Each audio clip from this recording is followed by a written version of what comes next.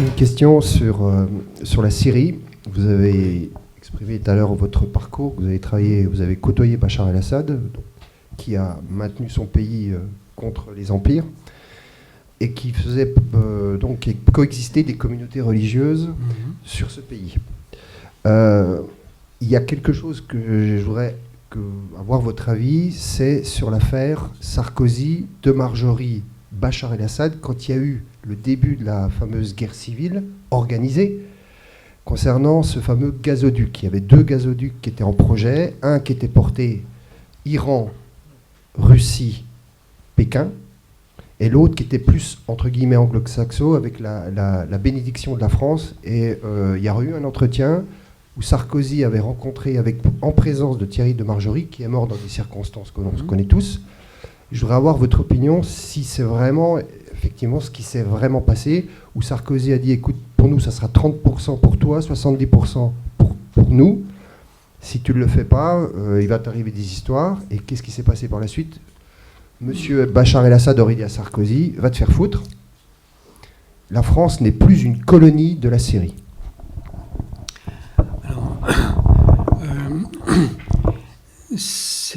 Cet événement, s'il est authentique dans la manière dont vous le racontez là, n'est de toute manière qu'un épiphénomène dans cette affaire.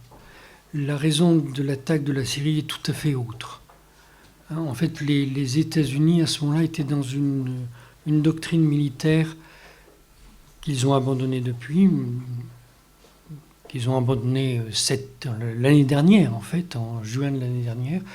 Mais ils étaient dans une doctrine militaire qui voulait que le Pentagone saisisse un grand nombre d'espaces appartenant à des économies qui n'étaient pas complètement intégrées au reste du monde. Et donc que ces espaces seraient déclarés réserve de matières premières pour les États développés. Les États développés, c'est tout le monde, y compris la Chine et la Russie. Et donc là, dans le cadre de cette stratégie, on a décidé de détruire successivement l'Afghanistan, l'Irak, la Libye, la Syrie.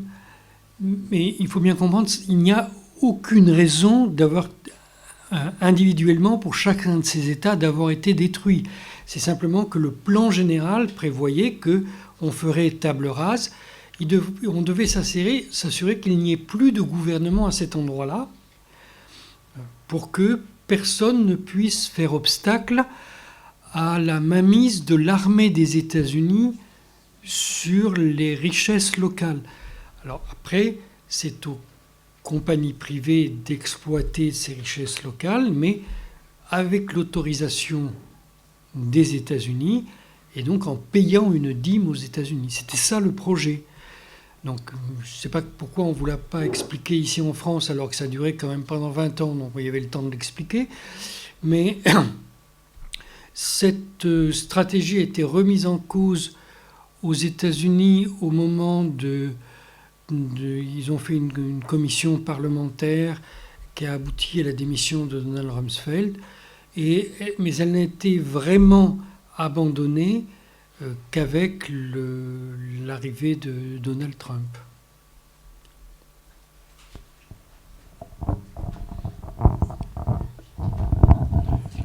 Vous avez été en relation avec la famille Kadhafi.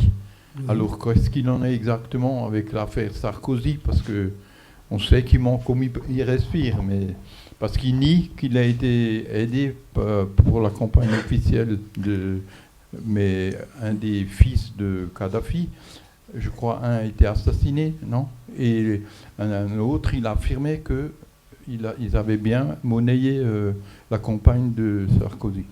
Alors moi, je peux vous parler que de ce que je connais dans cette histoire. Donc, je n'étais pas là au moment où les événements ont eu lieu.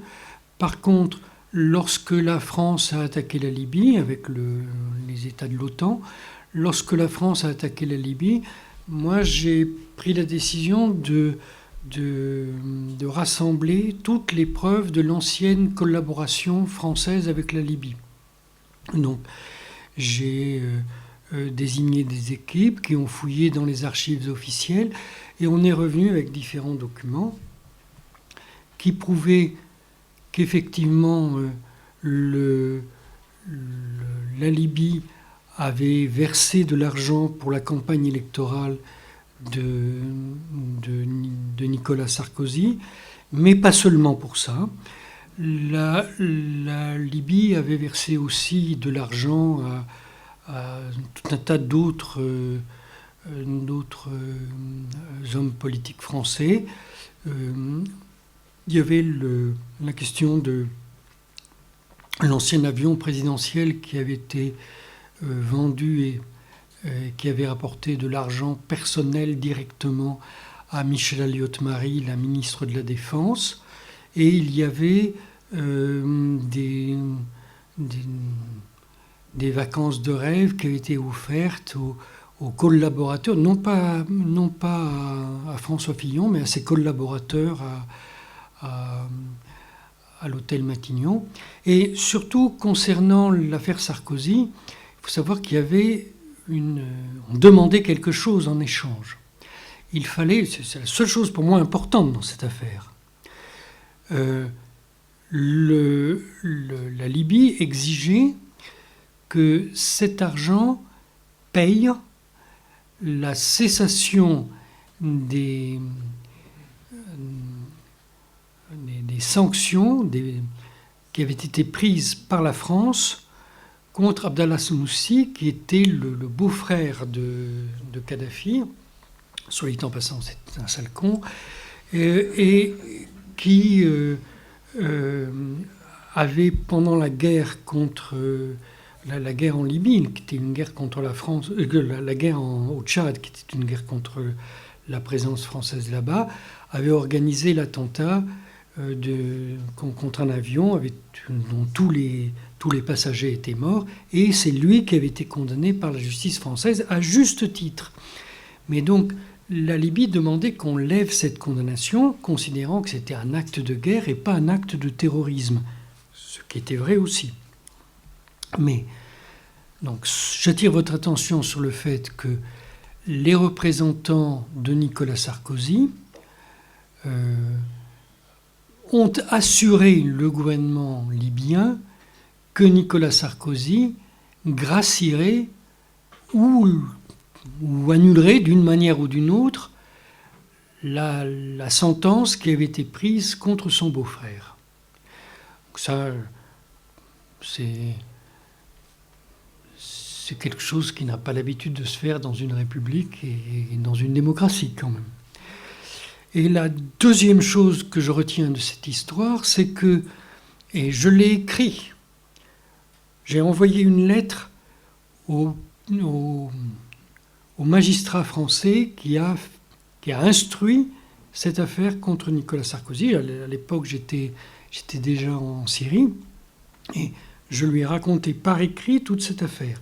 Cette lettre, il l'a bien reçue, mais il ne l'a jamais portée au dossier. Donc j'expliquais que la même somme, enfin la moitié de la même somme,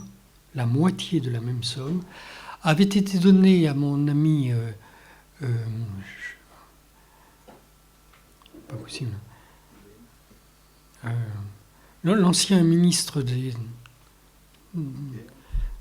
l'ancien ministre des Affaires étrangères de Mitterrand,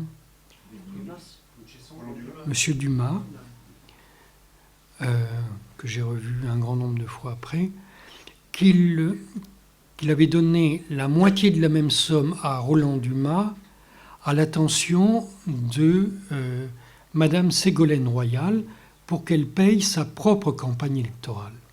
Donc je considère, pour ma part, que faire un procès à Nicolas Sarkozy sans intenter un autre procès à Ségolène Royal montre que ce procès est totalement injuste et inacceptable en droit français. Je pense qu'ils sont tous les deux coupables. Mais je spécifie bien que je ne peux porter témoignage que du fait que le gouvernement libyen a versé cet argent, je ne peux pas porter témoignage que Nicolas Sarkozy et Ségolène Royal ont accepté la contrepartie, même si tout le monde en est persuadé.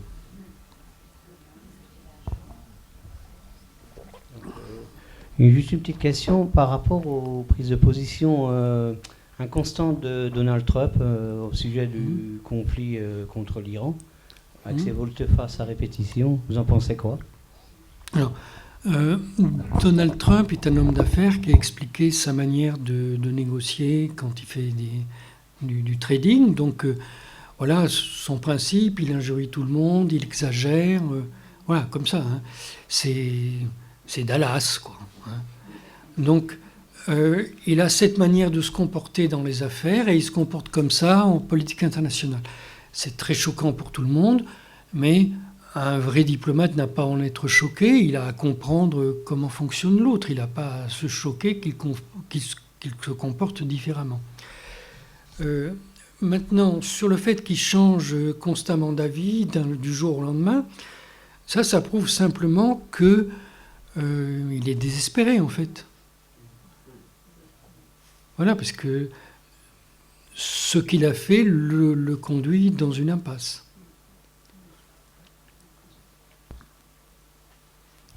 Une autre question ? J'ai une question volontairement provocante. Vous avez cité de nombreux faits anciens et récents, mais qu'ils soient vrais ou faux, finalement, qu'est-ce que ça change pour la ménagère de moins de 50 ans? Parce qu'en fin de compte, les gens vivent toujours pareil. Et moi, je vous ai parlé de ce que je connais, de ce que j'ai pu voir, de ce que j'ai pu vérifier. Je suppose qu'il y a beaucoup d'autres choses que je ne connais pas et qui vont dans le même sens. Mais non, vous n'êtes pas forcé de vous intéresser à ça. Peut-être que la ménagère de plus de 50 ans s'occupe juste de son ménage, c'est tout à fait possible. Vous pouvez décider de vivre idiot, c'est votre droit.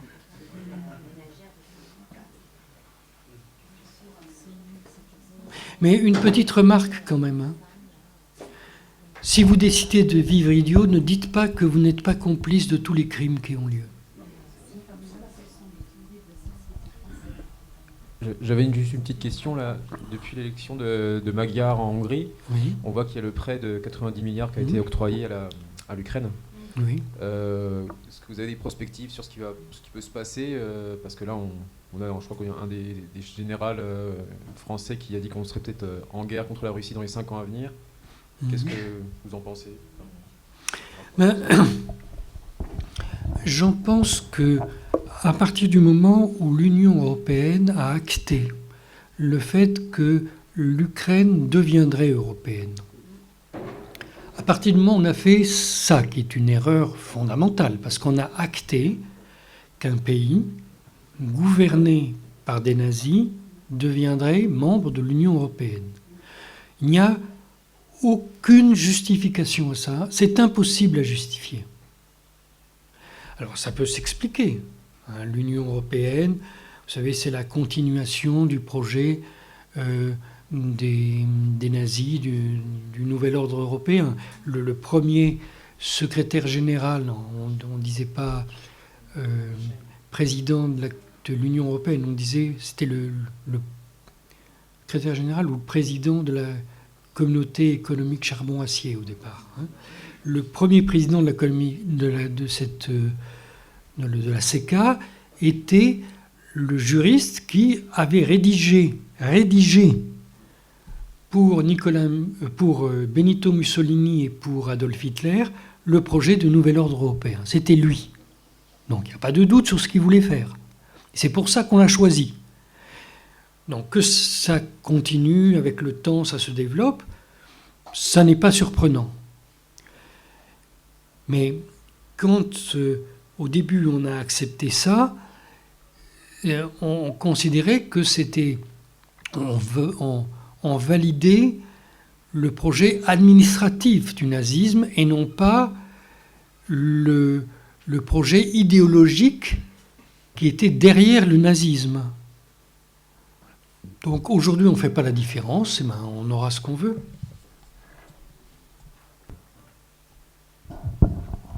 Mais je pense que dans les mois ou les années à venir, mais en fait assez vite,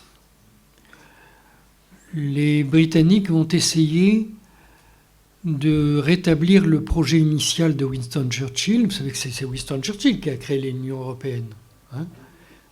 Il ne voulait pas en être membre, mais il voulait pouvoir surveiller comment ça marchait. Bon, après, certains de ses successeurs ont voulu y rentrer, d'autres ont voulu en sortir, mais ça ne change pas le projet britannique, ça. Donc, le projet britannique, aujourd'hui, c'est de créer une coalition des volontaires sous la direction du Royaume-Uni et non plus sous la direction conjointe du Royaume-Uni et des États-Unis, donc du seul Royaume-Uni, avec l'Ukraine, la Turquie et la Pologne. Donc là, on aurait un vrai bloc militaire. Je vous signale que même si vous n'en avez pas conscience, les Britanniques ont déjà créé ce bloc militaire avec tout la partie baltique, le nord de l'Europe. Ils ont déjà créé une mini-OTAN à ce niveau-là. Voilà, donc ça sera cette mini-OTAN, on va faire rentrer l'Ukraine dedans. Vous savez, l'Ukraine ne demande plus à rentrer dans l'OTAN. Hein. Qu'il y a un autre projet qui s'y est substitué, c'est tout. Et ça va venir très très vite, ça.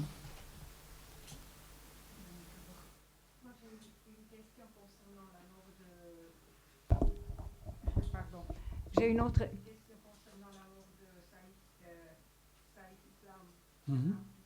Est-ce qu'avec cette, vous pouvez un peu éclaircir un peu qui était derrière cette mort et puis qu'est-ce qui s'est Alors, concernant la famille Kadhafi pour le projet libyen? Bon, moi je ne peux pas du tout vous dire qui a procédé à son assassinat. La seule chose que je peux dire, c'est que sa présence gênait énormément de gens parce que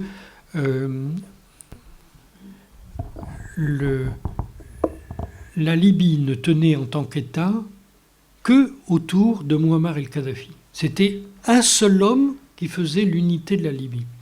La Libye, normalement, c'est 3 États différents. C'est redevenu 3 États différents, d'ailleurs, avec 3 pouvoirs qui se font la guerre entre eux. La Libye, c'est d'abord 1 millier de tribus, avant d'être un État. Ce sont des tribus. Et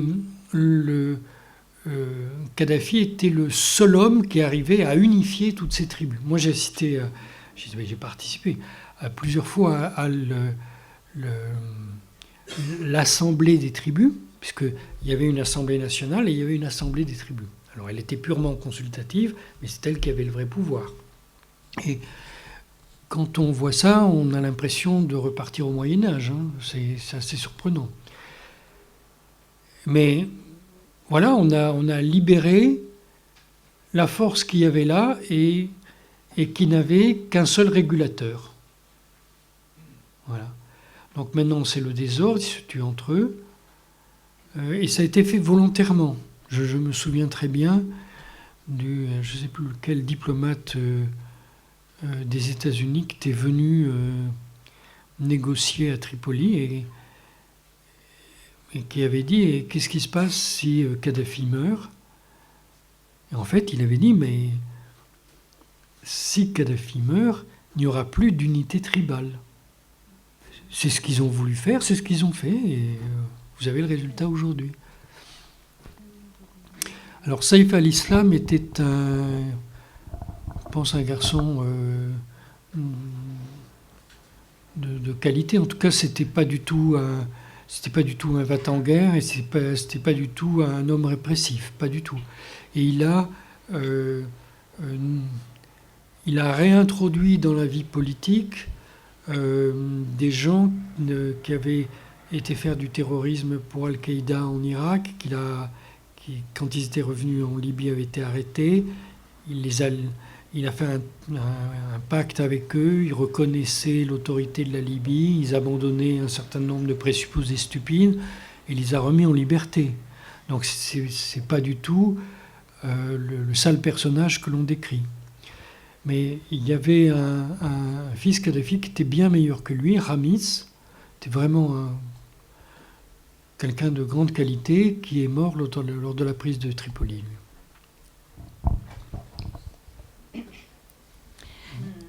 J'ai lu récemment, encore hier, sur Facebook, que le gouvernement ukrainien avait l'intention de faire venir des millions d'Africains pour reconstruire le pays, sachant que maintenant, ils envoient au front les Ukrainiens.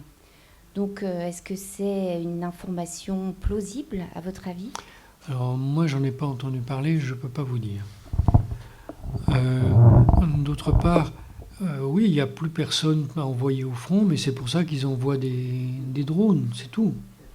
Ouais. Alors, ils disent qu'ils ont les meilleurs du monde, ça c'est...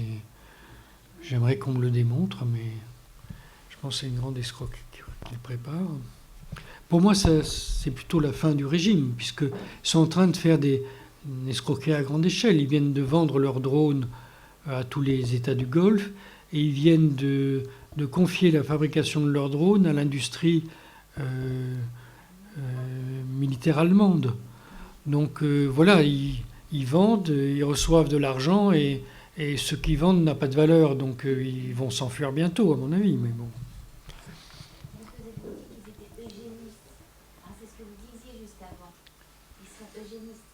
Oui. Est-ce que c'est plausible qu'ils fassent entrer des millions d'Africains pour reconstruire le pays alors qu'en fait ils sont eugénistes ?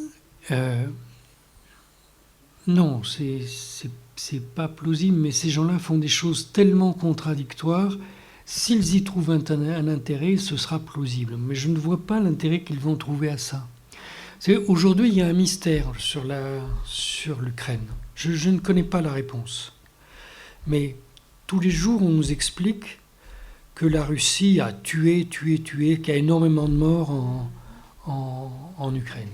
Pourtant, l'armée russe nous explique que non. Elle tue uniquement des soldats sur la ligne de front et qu'elle ne tue presque personne en arrière de la ligne de front. Bon. Donc voilà, est-ce qu'il y a beaucoup de morts ou pas beaucoup ? On ne sait pas. Par contre, ce qu'on sait, c'est qu'il y a un tiers de la population qui a fui le pays depuis le début des hostilités, un tiers. La plupart des gens sont partis se réfugier en Russie. On est quand même plus heureux que là où ils sont. Et l'autre partie est allée se réfugier dans l'Union européenne où ils voient l'effondrement de la civilisation occidentale. Voilà. Donc,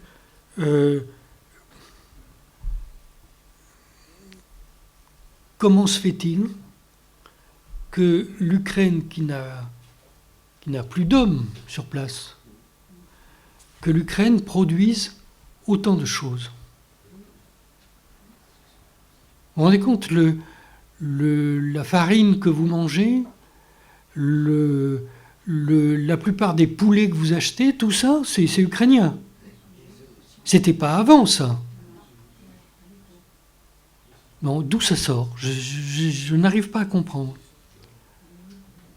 Évidemment, toutes ces sociétés appartiennent à BlackRock, à des gens aux États-Unis. Mais il y a quand même des gens qui travaillent pour avoir ça. Je ne sais pas d'où ça sort. Moi, tous les pays en guerre que j'ai vus, tout le monde mourait de faim. Hein. On ne produisait pas comme ça. Hein.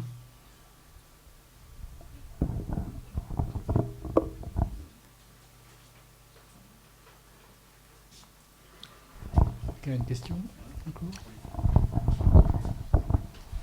Alors j'ai une question par rapport à des vidéos que j'ai vues qui vous concernent, qui concernent donc plutôt une dimension géopolitique. Et je suis assez régulièrement également Pierre Hillard, qui m'intéresse beaucoup dans sa lecture messianique des événements. Et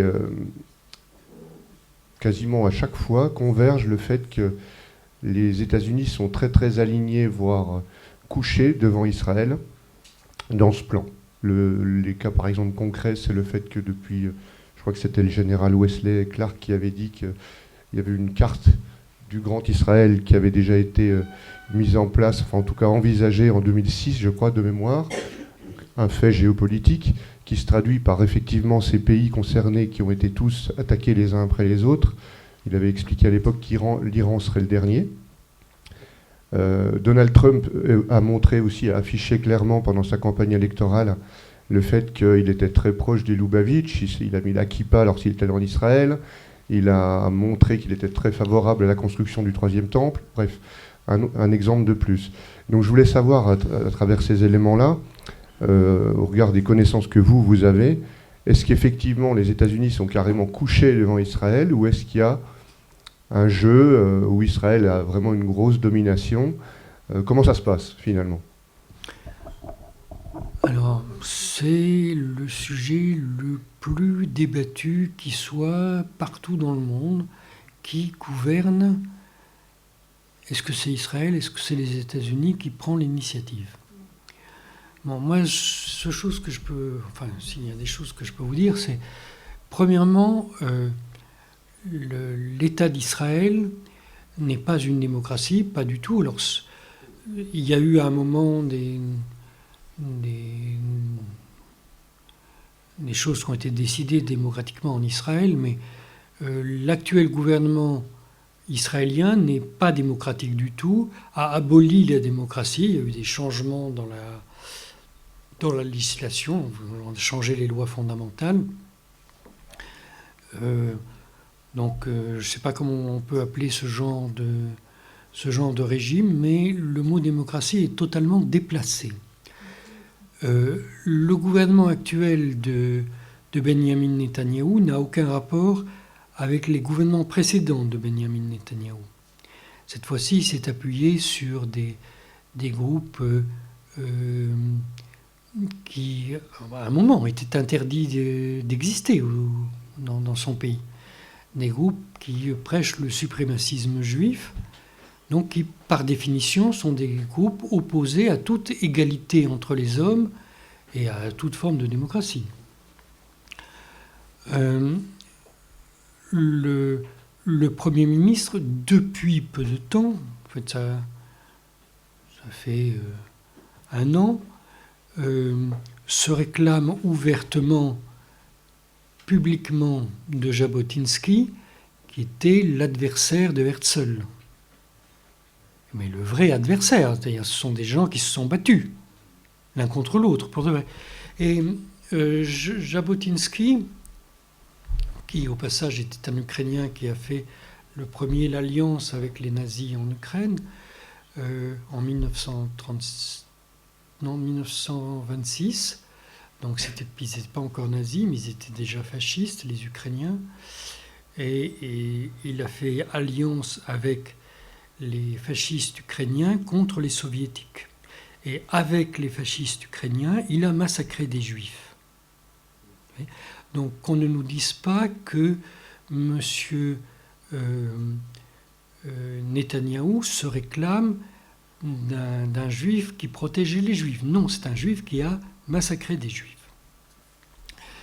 Et d'ailleurs, il a démissionné de l'organisation sioniste mondiale, enfin Jabotinsky, pas Netanyahou, à cause de ça. Donc, ce ne sont pas des sionistes qui sont au pouvoir en Israël aujourd'hui, ce ne sont surtout pas des sionistes, ce sont des sionistes révisionnistes, qui n'aiment pas du tout la même chose. Les mots ont un sens, c'est la théorie de Jabotinsky, et ces gens-là, depuis les années 30, disent qu'ils veulent un empire juif. C'est les mots choisis par Jabotinsky. Je veux un empire juif. Et M. Netanyahou a dit qu'il se référait à Jabotinsky et qu'il se référait à son image de grand Israël. Donc c'est clair, il veut un empire juif. Je veux dire, employer ces mots, ça a un sens. Après, il a expliqué qu'il voulait transformer l'État d'Israël en un nouveau Sparte. C'est pas moi qui l'invente, c'est lui qui l'a dit. En un nouveau Sparte.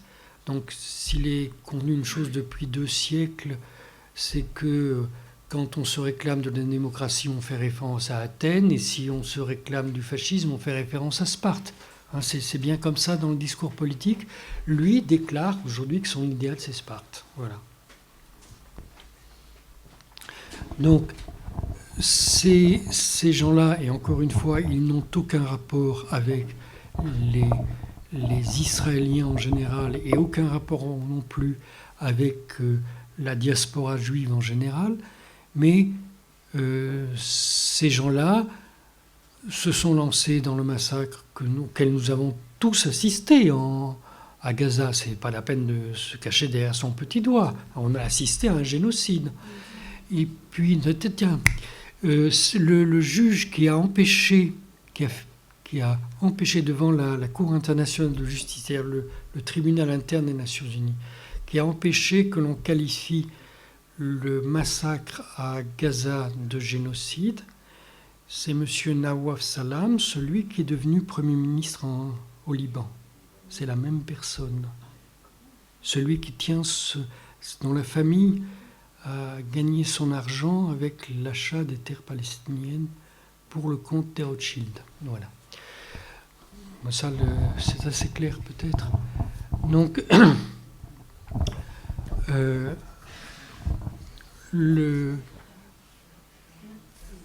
ces gens-là ne sont pas en mesure, alors que c'est vraiment un petit groupe, tout petit, d'imposer leur vue aux États-Unis. Comment ils feraient ça? Mais ils ont quand même une manière d'influer sur les choses, parce qu'il se trouve qu'ils ont beaucoup de relais dans la haute finance et dans certains organes de presse. Donc, peut-être ça leur permet de masquer qui ils sont et de faire leur crapulerie tout seuls, et pas d'imposer leur volonté aux États-Unis. Et Donald Trump a plusieurs fois montré que c'est le contraire. C'est lui qui a imposé sa volonté à Benjamin Netanyahou. Par exemple, quand il l'a obligé à présenter ses excuses à l'émir de Qatar après que Israël ait attaqué le Qatar. Ou, je sais pas, il y a plusieurs exemples, ça ne me vient pas à l'esprit tout de suite, où Trump a imposé sa volonté à Netanyahou. Même le fait qu'ils disent « je vais faire une riviera à Gaza », c'est stupide, mais là n'est pas la question. C'est une manière de dire à Netanyahou « ça ne sera pas toi qui régira Gaza ». Donc je ne pense pas du tout qu'Israël impose que le gouvernement israélien puisse imposer sa volonté aux États-Unis. Je pense malheureusement que ce sont les États-Unis qui imposent leur volonté à Israël. Ce sont d'ailleurs les États-Unis qui ont fourni tout l'armement nécessaire au jour le jour à l'État d'Israël pour qu'il massacre les Gazaouis.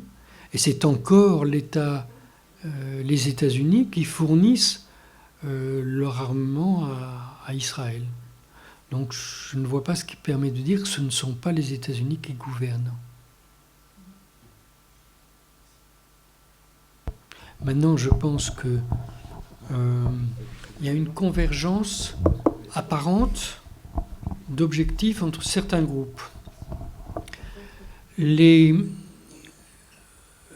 Israéliens en général sont habités par un certain nombre de fantasmes, de fin du monde, d'Armageddon et tout ça.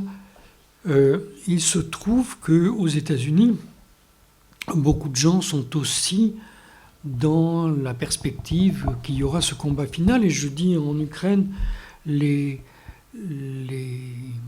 nationalistes intégraux, c'est comme ça qu'ils s'appellent. On dit des nationalistes extrémistes, ici, mais ils ne sont pas extrémistes du tout. Ils s'appellent nationalistes intégraux. C'est eux qui choisissent ce terme, c'est pas moi. Donsov a dit « nous sommes nationalistes intégrales ». Il faisait référence à son époque comment il s'appelle, le poète français, un fasciste durant la Seconde Guerre mondiale. Non. Non. Non. Il y a un livre de lui sur la table, là, j'ai vu. Non. Un poète.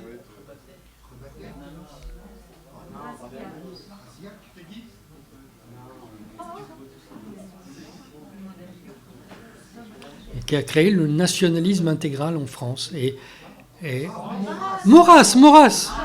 C'était un poète au départ, Maurras. Oui. Bon, donc, voilà, donc, eux disent qu'ils sont nationalistes intégraux. Alors, je ne sais pas si ça a un quelconque rapport à ce que Maurras a professé par la suite, parce que Maurras n'était pas pro-allemand, tandis qu'eux étaient viscéralement pro-allemands. Quand vous avez voyez les photos prises au moment de la déclaration de l'indépendance de l'Ukraine, vous avez vous avez Adolf Hitler au milieu, le directeur le chef des militaires de l'armée ukrainienne et Stepan Bandera à côté. Voilà, c'est ça, quand ils ont déclaré l'indépendance. Avant-dernière question. Depuis tout à l'heure, quand je vous écoute, je m'aperçois en fait que on est passé par... oui, vous avez un problème? Il y a la Syrie, il y a l'Irak, il y a l'Égypte, il y a eu la Tunisie, bon, le Maroc, il n'y a rien, l'Algérie. Bon. Aujourd'hui, il y a l'Iran. Et en fait, c'est toujours dans les mêmes endroits que ça se passe, et les tenants et les aboutissants se passent en dehors de ces endroits-là. Et d'ailleurs, jusqu'à maintenant, moi, je vous fais référence à ce qui se passe dans la société tunisienne, par exemple, qui n'arrive encore pas à comprendre comment ce printemps arabe est arrivé. Qu'est-ce qui a fait qu'il est arrivé? Le pourquoi? On n'en sait rien. On n'est pas arrivé à démystifier les faits. Encore moins comment ce président qui gère aujourd'hui la Tunisie de la manière dont vous êtes peut-être certainement au courant, il est sorti du chapeau, quoi. C'est un lapin. On se réveille, on trouve devant nous quelqu'un qui... Bon. Où est-ce que ça va se terminer? Je veux dire que c'est une grande partie de ce continent qui est en jeu de beaucoup de choses, dans des endroits où il y a des ressources et d'autres où il n'y en a pas. Ça va se terminer où? Merci. Alors, plusieurs choses. D'abord, sur le printemps arabe, c'est une opération qui a été menée par les Britanniques. J'ai expliqué ça dans mon livre « Sous nos yeux ». Je signale que personne n'a trouvé d'explication plus convaincante que celle-là, mais surtout, il ne faut pas en parler parce qu'elle est trop convaincante. Donc, ce sont les Britanniques qui ont élaboré le printemps arabe sur la reproduction de ce qu'ils avaient fait avec la grande révolte arabe de Laurence d'Arabie. Donc, avec Laurence d'Arabie, ils avaient mis les Wahhabites au pouvoir en Arabie Saoudite, de manière à s'assurer de contrer l'Empire ottoman. Là, ils ont mis la confrérie des frères musulmans au pouvoir dans plusieurs États. Et donc, je décris ça dans mon livre parce que personne ne l'a expliqué, mais la totalité des informations disponibles montrent que c'est ça qui s'est passé. Il y a des gens au Foreign Office qui l'ont raconté, donc il faut les écouter quand même, au lieu de te dire qu'il faut déchirer ce qu'ils ont écrit, sans y répondre. On vous a écouté, mais les faits ne se sont pas suivis de la même manière. Les confréries musulmanes, que ce soit en Égypte, notamment, et en Tunisie, n'ont pas tenu. Oui, non, mais ça, c'est autre chose. Le problème, c'est que quand on prépare des coups d'État, pour que ça fonctionne, il faut que les gens se mettent derrière le nouveau pouvoir. Bon, ça n'a pas marché, peut-être parce que les Arabes, en tout cas les gens d'Afrique du Nord, pour peu qu'ils soient arabes, et c'est surtout des berbères, mais, les gens d'Afrique du Nord On peut les manipuler plusieurs fois, mais au bout d'un moment, ça s'érode quand même. On ne peut pas faire ça éternellement. Donc, oui, on a mis au pouvoir un président que l'on prétend avoir démocratiquement élu en Égypte. Il faut savoir, il n'a jamais été élu démocratiquement. Ça, c'est du baratin complet. On a publié comment ça s'appelle, la déclaration de l'élection, quand le comité qui est chargé de vérifier le scrutin dit qu'il a été élu. Donc c'est simple, les frères musulmans ont menacé les membres du comité de les assassiner avec leur famille. Et ils disent, oh ben, pour qu'il n'y ait pas trop de problèmes, disons que c'est machin. C'est quand même... on accepterait ça dans aucun pays. Mais là, on l'a accepté, là, c'est démocratique. Donc on les a mis au pouvoir, et puis le nouveau président a installé les frères musulmans un peu partout, et les gens se sont révoltés. Vous savez, c'est les plus grandes manifestations qui aient eu en Égypte. Il y a eu, je ne sais pas combien de millions de gens qui sont sortis dans la rue pour demander à l'armée de reprendre le pouvoir. L'Égypte, ça a toujours été un pouvoir militaire. Depuis les pharaons, c'est un pouvoir militaire. Ça n'a été civil qu'avec les frères musulmans, qu'à ce moment-là. Mais c'était une secte qui travaillait pour les Britanniques.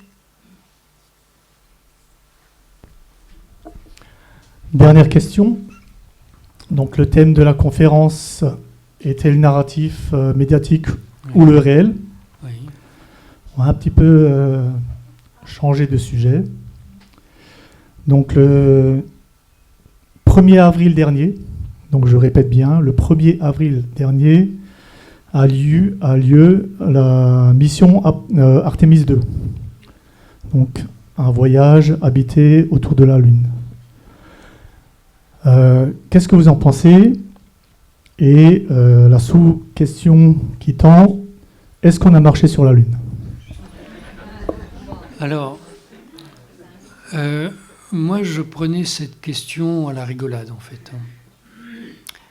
Et il y a quelques années, au moment où j'ai publié L'effroyable imposture, j'ai été invité à participer à un séminaire à la Sorbonne. C'est un endroit sérieux, la Sorbonne, avec des gens qui réfléchissent. Et il y a eu un repas à la fin. Il n'y avait que des professeurs d'université, là. Tous à la Sorbonne. Et l'un d'entre eux a commencé à dire « Cette affaire du 11 septembre, c'est vraiment un canular. C'est comme l'histoire de marcher sur la Lune. » Alors là, j'ai eu l'impression que c'est lui qui me tente, qu'il essayait de me faire trébucher, quoi. Je ne prenais pas ça au sérieux. Et donc je réponds « Et qu'est-ce que vous voulez dire par là ?»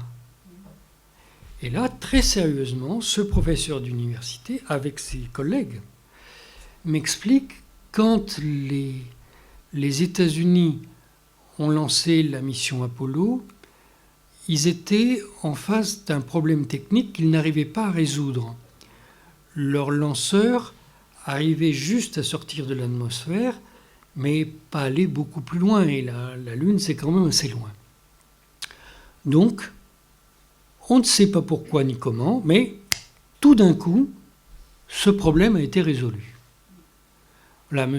von Braun, qui est l'inventeur des V2, celui qui bombardait l'Angleterre au nom du nazisme, a réussi à envoyer une fusée sur la Lune. Et ses professeurs me disaient, intellectuellement, ça n'est pas possible. On ne peut pas franchir ce problème technique de cette manière. Il me disait, il y a un autre problème technique qu'on ne sait pas, on ne nous explique pas comment il est résolu, c'est qu'il y a sur la Lune, ou alentour de la Lune, je ne sais plus, des radiations particulières, et on ne sait pas se protéger de ces radiations, on ne sait pas faire des scaphandres qui protègent de ça. Donc s'ils étaient allés sur la Lune, ils auraient cuit sur la Lune, ils seraient morts sur la Lune, et de toute manière, ils n'auraient pas pu redécoller de la Lune. Mais ils seraient morts sur place, et leur vaisseau n'aurait jamais redécollé de la Lune. Voilà. Donc, moi, je remarque que entre les expéditions Apollo et Artemis II, il y a le même saut a eu lieu qu'on ne sait pas nous expliquer. Donc, on nous dit, pourquoi on ne l'a pas fait depuis ? On ne l'a pas fait depuis parce qu'on a perdu la recette. C'est quand même... ils n'ont pas de bonnes archives aux États-Unis. Bon, quand même, il y a plusieurs secrets de fabrication très importants qu'ils ont perdus. Et là, ils les ont retrouvés. Le 1er avril. Voilà. Nous vous remercions beaucoup pour... Moi, je ne sais pas ce qui s'est passé, mais je reste avec la même question que ces professeurs d'université. Je trouve ça étrange. Et lorsque je suis allé en Russie ou en Chine, j'ai posé cette question à des scientifiques de très haut niveau qui m'ont répondu, nous aussi, on ne comprend pas. Dernière remarque, les expéditions Apollo qui ont été sur la Lune, d'après les États-Unis, encore une fois, je n'en sais rien, ces expéditions sont censées avoir ramené de la poussière de la Lune, mais absolument personne n'a vu cette poussière, dont seuls quelques grammes, je ne sais même pas si c'est des grammes, c'est tout petit, ont été donnés à des chercheurs japonais. C'est tout ce qu'on connaît de la poussière de la Lune. Et ça vient de la Lune ou pas, on n'en sait rien.